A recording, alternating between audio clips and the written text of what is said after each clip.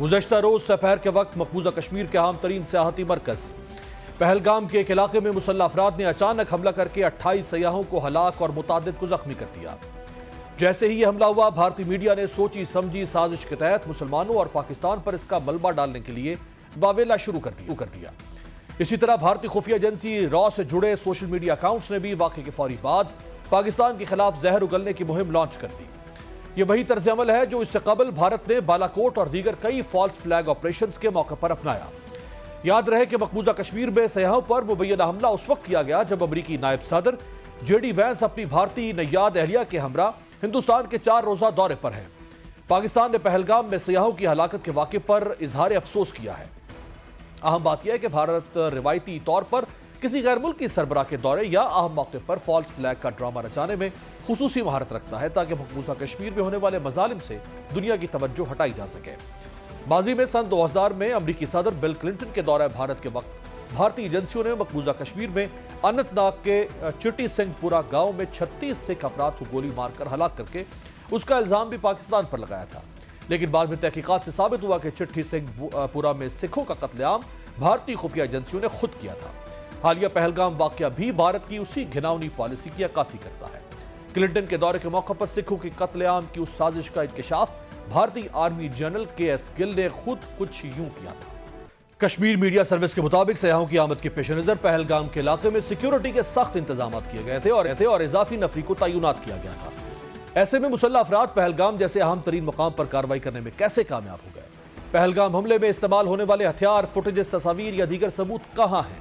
پاکستان کے سابق سیکرٹری خارجہ جلیل عباس جیلانی نے پہلگام واقعے پر تبصرہ کرتے ہوئے کہا ہے کہ بھارتی ایجنسیاں دہشت گردی کے واقعات میں خود ملوث ہوتی ہیں۔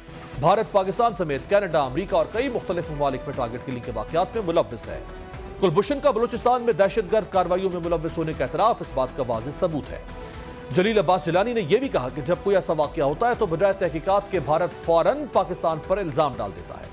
پاکستان پر انگلیاں اٹھانے کے بجائے بھارت اس واقعے کی مکمل چھان بین کرے۔ در حقیقت پاکستان کو خود را فنڈڈ دہشت گردی کا شکار ہے۔ پاکستان نے متعدد بار عالمی برادری، اقوام متحدہ سمیت OIC وغیرہ کو بھارت کی جانب سے پاکستان میں دہشت گردی کے شواہد پیش کی ہیں۔ پاکستان نے ایسی گفتگو بھی دنیا کے سامنے بے نقاب کی ہے جس میں بھارتی ہینڈلرز کی جانب سے پاکستان میں دہشت گردی کرنے والے کارندوں کو ہدایات دیتے سنا جا سکتا ہے۔ بھارت اور را کی جانب سے دنیا بھر میں مخالفین کو قتل کرنے کے شواہد بھی دنیا کے سامنے آ چکے ہیں۔ جون 2023 میں بھارتی ایجنٹس نے کینیڈا میں سکھ رہنما ہردیپ سنگھ نجر کو قتل کیا، جس کا انکشاف خود کینیڈین حکومت نے کیا۔ امریکہ، کینیڈا، آسٹریلیا، برطانیہ اور نیوزی لینڈ کے انٹیلیجنس اتحاد فائیو آئیز نے بھارت کے بیرون ممالک دہشت گردی اور قتل کی وارداتوں میں ملوث ہونے کی تصدیق کی ہے۔ پاکستان اور پاک فوج نریندر مودی کی انتہا پسند حکومت کے حواس پر سوار ہیں، جنہیں ایک کبوتر بھی پاکستانی خفیہ ایجنسی ISI کا جاسوس نظر آتا ہے۔ مئی سن 2020 میں مقبوضہ کشمیر میں سرحد کے قریب پرواز کرنے والے ایک کبوتر کو بھارتی سیکیورٹی اہلکاروں نے پاکستان کا جاسوس سمجھ کر گرفتار کر لیا تھا، جسے بعد ازاں رہا کر دیا گیا۔ اس احمقانہ حرکت پر دنیا بھر میں بھارتی حکومت ایک مذاق بن کر رہی ہے۔ یہاں یہ بات بھی قابل ذکر ہے کہ نریندر مودی کی جماعت BJP کو حالیہ انتخابات کے بعد دھاندلی کے سنگین الزامات کا سامنا ہے۔ اسی طرح انتہا پسندوں کے ہاتھوں منی پور میں مسیحیوں کا قتل عام اور بھارت بھر میں BJP کے گنڈوں کے ہاتھوں مسلمانوں کی ہلاکت کے واقعات اور مسلمانوں کی وقف املاک ہتھیانے کے لیے قانون سازی پر سخت تنقید کا سامنا ہے۔ بھارت میں انتہا پسندوں کی مسلمانوں سے نفرت کا یہ عالم ہے کہ بابا رام دیو نے روح افزا کو مسلمانوں کا شربت جہاد قرار دے کر اس کے بائیکاٹ کی اپیل کی ہے۔ اسی طرح امریکی نائب صدر JD وینس جو اس وقت بھارت کے دورے پر ہیں، انہیں سکھ فار جسٹس کے رہنما گرپتون سنگھ پنو نے خط لکھ کر کہا ہے کہ میں آپ کو مودی کی دہشت گردی سے متعلق تفصیلات بتانا چاہتا ہوں۔ گرپتون سنگھ پنو کا کہنا تھا کہ بھارتیہ جنتا پارٹی نے میرے قتل پر $2.5 لاکھ کا انعام رکھا ہے۔